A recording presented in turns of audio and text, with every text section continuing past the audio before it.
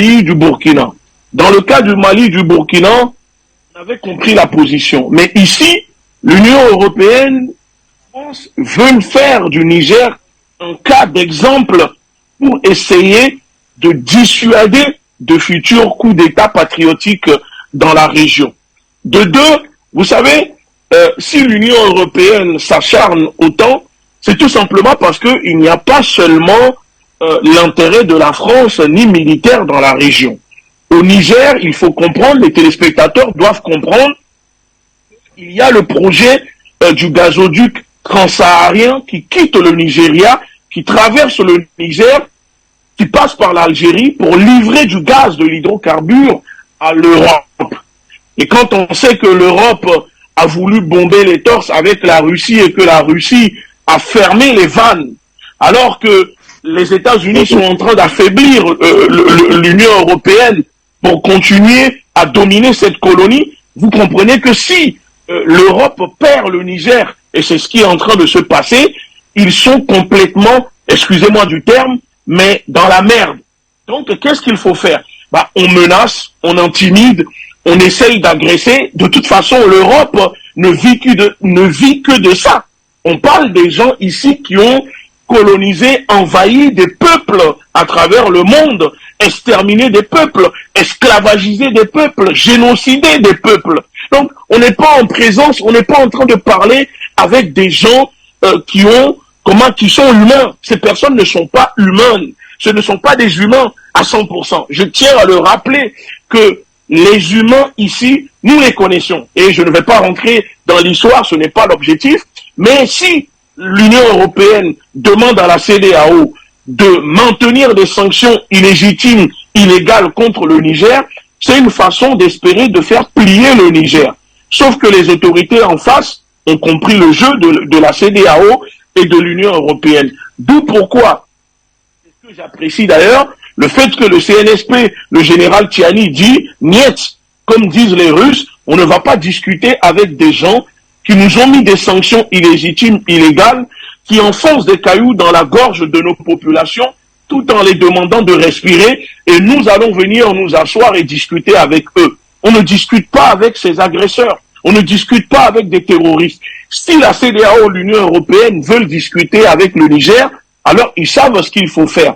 Ils retirent ces sanctions illégitimes, illégales, et ensuite ils auront le droit de pénétrer l'espace aérien et d'atterrir au Niger pour discuter avec les autorités. Mais là, discuter avec eux alors qu'ils sont en train d'agresser le Niger, c'est montrer un peu sa faiblesse ou dire que, bon, ok, on discute avec vous parce que les sanctions illégitimes, illégales que vous mettez contre nous font tellement effet qu'on veut discuter. Et moi, je suis même étonné, permettez-moi de le dire, que depuis le début, malgré les déclarations belliqueuses, les intimidations, les menaces, les sanctions prises par l'Union européenne à travers la CEDEAO contre le Niger, je suis même étonné que les militaires, les nouvelles autorités au Niger n'ont pas pris des mesures de représailles, de rétorsion, par exemple en déclarant tout simplement l'arrêt de l'exportation de l'uranium vers les pays hostiles au Niger, la France, les États-Unis, mais surtout les pays de l'Union européenne qui prennent ces sanctions et qui agressent le peuple souverain du Niger. Le Niger a les moyens aussi de faire des représailles. Il ne faut pas seulement être dans une posture défensive, subir et ne pas répliquer. Le Niger peut répliquer aujourd'hui. Le Mali l'a fait, nous avons vu, Goïta a demandé à ce que l'exportation de l'or vers les pays hostiles, la Russie le fait avec le cas de l'Ukraine. Alors pourquoi depuis les autorités n'utilisent pas ces armes à leur disposition en disant que puisque vous êtes en train de nous agresser, puisque vous avez mis des sanctions sur nous, et d'ailleurs que les frontières sont fermées, terrestres, aériennes fermées, alors comment Orano, c'est-à-dire ex-Areva, fait pour faire sortir l'uranium du pays si les frontières sont fermées? Donc pour moi, les autorités doivent immédiatement prendre des mesures de représailles en déclarant que l'exportation, l'exploitation par Areva de l'uranium du Niger soit stoppée le temps que la situation soit réglée, et tant qu'il y aura des sanctions contre le Niger, bah, normalement, l'Europe ne peut plus continuer à être alimentée par l'uranium du Niger. Donc, ici, dans votre émission, je l'ai déjà dit aux autorités, dans un cadre privé, je le dis ici ouvertement, en disant aux autorités, vous avez des armes aussi pour répliquer face à ces pays qui sont en train de vous agresser.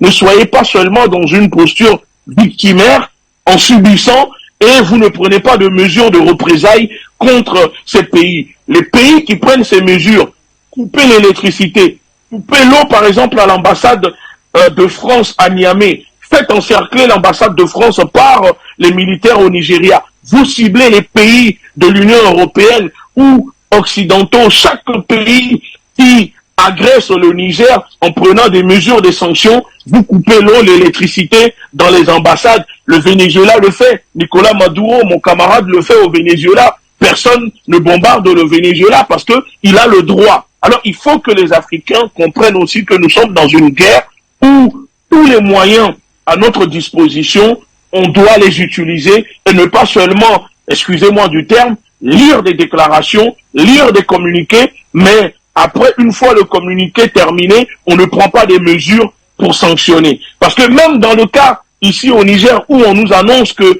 des aéronefs violent l'espace du Niger, cela démontre, excusez-moi de le dire, la défaillance de nos armées et que ça démontre que le Niger ne dispose pas d'avions de chasse. Parce que quand il y a des avions qui pénètrent en espace dont les avions n'ont pas l'autorisation, au lieu de lire des communiqués, on nous aurait dit tout simplement, nous avons fait décoller des avions, intercepter l'avion en question, conduit, le forcer à atterrir, signer, regarder ce qu'il y a dedans et nous annoncer cela. Moi, je suis désolé, je soutiens les autorités.